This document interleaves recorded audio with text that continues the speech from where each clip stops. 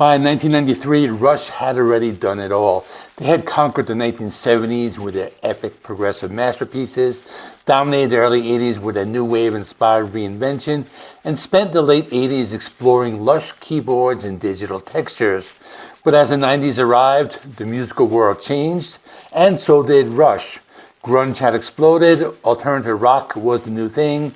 Bands like Nirvana, Pearl Jam, and Soundgarden had pushed aside the polished production and slick sounds of the 80s, replacing them with something rawer, more emotional, and grounded.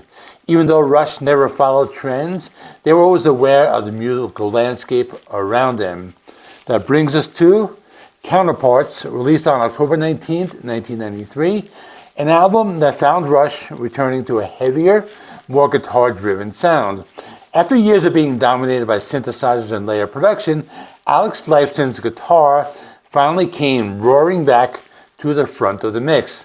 And not only did the music get heavier, but the lyrics took on a deeply human, emotional dimension that was new for Rush. This was an album about relationships, identity, and connection, or as Neil Peart described it, the counterparts that make up human experience, love and hate, logic and emotion, body and soul. So let's dive into Counterparts and see why this record remains one of the most underrated and personal albums in Rush's entire catalog. By the time Counterparts came out, Rush had already spent a few albums moving away from their heavily synthesized era. We had Presto from 1989. This hinted at a more organic direction, and Roll the Bones from 1991. This had a looser, playful energy, even though still relied on keyboards. But with Counterparts, the change was complete. The production was stripped down, guitars were loud and textured, drums were punchy and natural. Geddy Lee's bass once again took on that aggressive growl that we all missed. The band brought in a producer, Peter Collins, who had worked with them before on Power Windows and Hold Your Fire, but this time the approach was totally different. They went for a raw, live feel, less polish, more punch. Alex Lifeson in particular made it his mission to reclaim the sonic space that keyboards had taken over for most of the 80s. His riffs here are thick, angular, and sometimes grungy, reflecting on the sound of the early 90s rock scene, but filtered through Rush's unmistakable precision. You can hear it in the opening track, Animate. A driving bass line kicks things off. Then that crunchy guitar tone drops in. It's muscular, confident, and full of life.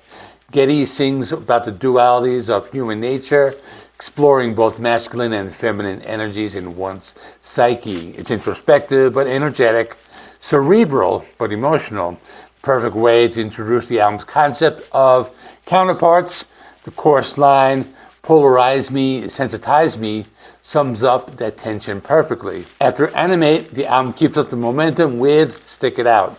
This was actually released as the first single. It's one of the heaviest tracks Rush ever recorded. The guitar riff almost sounds like something from Soundgarden. Thick, sludgy, and mean. It's Rush embracing their inner hard rock band once again, but with a distinct technical precision that makes them unique. The song's message is simple yet powerful, perseverance in the face of difficulty, and it struck a chord with fans who love seeing Rush let loose. It even reached #1 on the Billboard mainstream rock chart, proving that even in the grunge-dominated 90s, Rush could still hit hard. Next up, cut to the chase. Here we get that perfect balance of musicianship and melody. Neil Peart's lyrics encourage directness in action, cutting through hesitation and overthinking, something a lot of Rush fans can probably relate to. Musically, the song has a great groove and a killer solo from Alex Lifeson.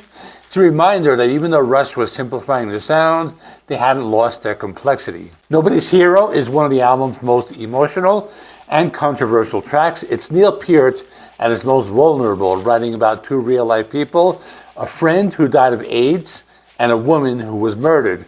The song tackles themes of loss, compassion, and humanity with rare honesty. In the early 90s, few rock bands were willing to address topics like AIDS in such a direct, heartfelt way. Geddy's vocal performance here is moving. You can feel the sincerity in every line. One of the songs that proves Rush wasn't just a band of technical wizards. They were storytellers with genuine heart. Between Sun and Moon brings in a slightly more relaxed atmospheric vibe, but with an undercurrent of tension. The lyrics explore the balance between light and dark, emotion and reason. Again, the recurring theme of opposites. Musically, it's got a subtle groove and some fantastic drumming from Neil. What's interesting is that the song was co-written by Pi Dubois, who had collaborated with the band before on Tom Sawyer. The poetic touch is evident here, and it gives the track a mystical, reflective tone. Alien Shore continues with the album's exploration of human relationships, this time touching on themes of gender, identity, and equality. It's another song that shows how forward-thinking Rush was. Neil Peart was always a deep lyricist, but here he's writing about understanding others in a world that constantly defines people by differences. Musically, it's catchy and rhythmic. The bass really drives it, and the chorus feels both questioning and hopeful. Then comes Speed of Love. The track slows things down, offering one of the album's most melodic moments. It's a song about intimacy and connection, about how love moves and changes us. There's a maturity to both the lyrics of the arrangement. Rush, in their 40s at the time, weren't writing teenage love songs.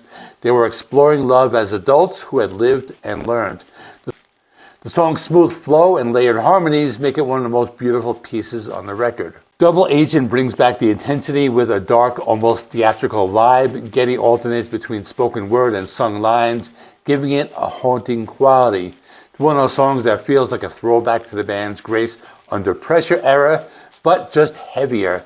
The lyrics dive into the battle between logic and emotion. Again, two counterparts at war. It's Rush flexing their creative muscles and proving they can still surprise listeners even after almost 20 years together. Leave That Thing Alone is an instrumental, and it's a masterpiece. By this point, Rush didn't do as many instrumentals as in the 70s, but this one absolutely stands among their best. It's tight, funky, and brilliantly arranged. Every member shines. Getty's bass line is hypnotic, Neil's drumming is intricate and explosive, and Alex's guitar solo is pure magic. It even earned a Grammy nomination, showing how well received it was by fans and critics alike. Cold Fire follows with one of the catchiest choruses on the album. It deals with the clash between passion and reason in relationships. It's about that ever-present tug of war between what we feel and what we think. The riff is sharp and modern, and the lyrics are some of Neil's best from this era. It's songs like this that really define Counterparts: intelligent yet accessible, heavy yet emotional. And finally, Everyday Glory, the perfect closer. The song feels like a message of hope amid all the introspection that came before. It's about finding dignity and meaning in ordinary life, about courage and quiet strength. The chorus, if the future's looking dark, we're the ones who have to shine, is classic Rush optimism. It ends with a powerful, uplifting note. While Counterparts sounds heavier and more direct musically, the biggest transformation might be lyrical. Neil Peart, long known for his philosophical and often external subjects, science fiction, free will, political commentary, turned inward here. The album's lyrics are deeply personal, focusing on emotion, psychology, and human connection. It's fascinating because Counterparts was released during a time when band members themselves were maturing and reflecting more on their personal lives. Neil was reading a lot of psychology and philosophy, which inspired him to explore the idea of human duality, how every aspect of life has its opposite. The title Counterparts comes directly from that concept. Every force has its counterpart. Love, hate, male, female, mind, body. And throughout the album, Rush examines how those forces interact with us and between us. The shift in lyrical focus made Rush more relatable to a new generation of fans. For years, their lyrics were seen as intellectual or abstract, but here they spoke about the universal struggles of relationships, loneliness, and empathy. It's emotional without being sentimental. Classic Neil Peart balance. When Counterparts was released, it was both a commercial and critical success. It hit number 2 on the Billboard 200, their highest U.S. chart position since Moving Pictures. Critics praised the return of the guitar-driven sound and the emotional depth of the lyrics. Fans loved that Rush sounded rejuvenated, like a band that had rediscovered its fire. Looking back today, Counterparts feels like the perfect bridge between the classic Rush of the 70s and the more modern, introspective Rush of the 2000s.